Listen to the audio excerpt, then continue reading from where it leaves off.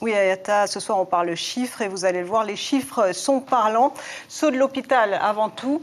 Les chiffres d'hier par exemple, 243 hospitalisations, dont 38 en réanimation. Ça, ce sont les chiffres du 18 août. Ils ont bien sûr été actualisés aujourd'hui par vous-même. Il faut savoir qu'une hospitalisation simple, c'est 256 500 francs par jour.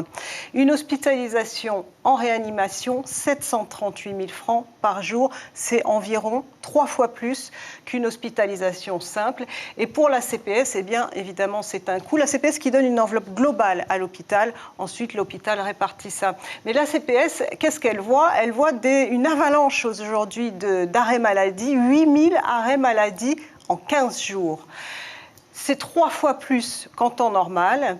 Et ces arrêts maladie, eh bien, ce sont évidemment des cas positifs au Covid. Et puis, il y a énormément d'arrêts de précaution. Les arrêts de précaution, ce sont ces personnes cas contact qui doivent s'arrêter de travailler pendant 10 jours.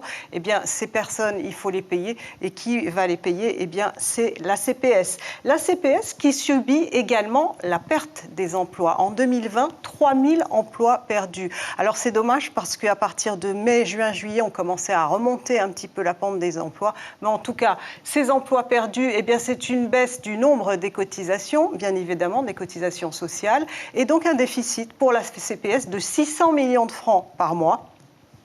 Qu'est-ce qu'elle va faire, la CPS? Eh bien, elle va emprunter 7,4 milliards de francs au pays. Le pays qui lui-même va emprunter 30 milliards de francs à l'État. On peut dire par transitivité que la CPS va emprunter 7,4 milliards de francs à l'État. En tout cas, avec cet emprunt, normalement, les prestations sociales devraient être assurées jusqu'à la mi-2022, nous indiquent les autorités, en tout cas la direction de la CPS.